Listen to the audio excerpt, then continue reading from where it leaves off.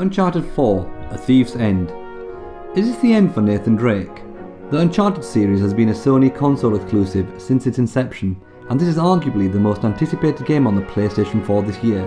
Nathan is now retired from the treasure hunting game, and spends his time working in marine salvage and at home with his wife Eleanor, doing all the things married couples do, such as playing video games. Of course, this all changes when his brother appears needing help, which leads to a treasure hunt around the world with Sully and Sam. I'm looking for my little brother.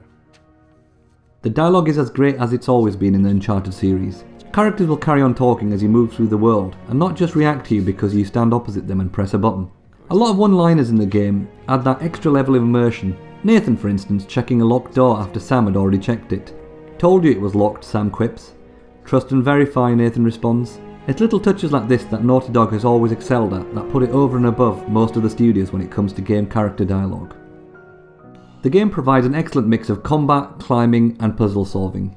Most combat sections can be tackled head-on or via stealth. Weapon aim assist is enabled to varying degrees depending on the difficulty level chosen, which also affects how clever the enemy AI is in outflanking you in a gunfight.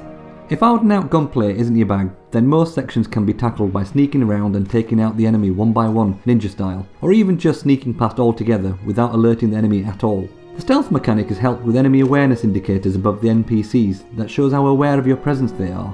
White means unaware, yellow means suspicious, and red is when they have spotted you.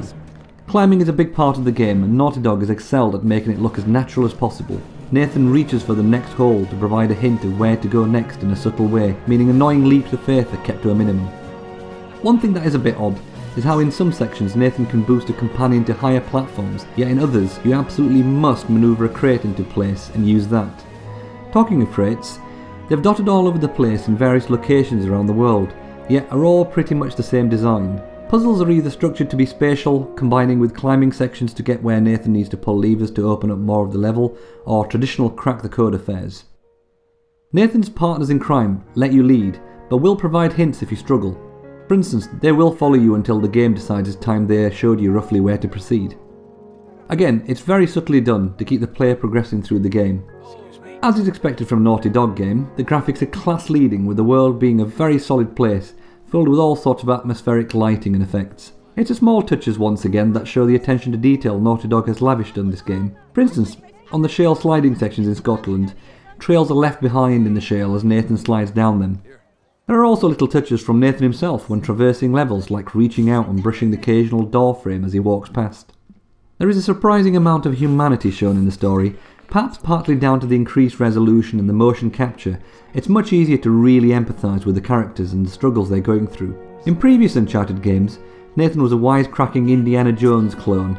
In this game, you can see the conflict in him as he balances trying to save his brother while keeping his marriage intact. The story is engrossing and enjoyable. However, the one criticism that can be levelled at the single player campaign is that it feels like it's 1 or 2 levels too long. You wouldn't. Do as I say, not as I do. Here. You'll catch a cold. The multiplayer is interesting, but doesn't hold the interest like the single player campaign does. It's in the same mould as multiplayer Last of Us, where out-and-out Twitch reactions won't win you the round. A slower pace and rewards for reviving teammates is meant to encourage a little more sneaking around and tactical play, but in practice the majority of players will charge off into battle without regard for backing up teammates. As well as team deathmatch, there's a capture the flag equivalent, as well as defending a number of zones for as long as possible, akin to King of the Hill. Players can equip summons that help attack players, sidekicks that become your AI wingman, or spend in-game points on heavy weaponry like RPGs, etc. It's an interesting take on multiplayer, but ultimately one that is a sideshow to the single player campaign and the storytelling that Naughty Dog has built itself a reputation for in The Last of Us and the Uncharted series. The game also offers a photo mode that allows gamers to pause the action and move the camera around, as well as apply filters and change the depth of field, etc. before saving away their photos. The camera isn't truly free, and sometimes it can be difficult to frame the shot how you'd like it, due to the camera being in a permanent orbit around Nathan. However, having said all that, it's an excellent addition and will soak up many hours with gamers looking to frame that perfect shot. All these add to the game to make an already great game unmissable, a game that deserves the title System Seller. Naughty Dog have done it again.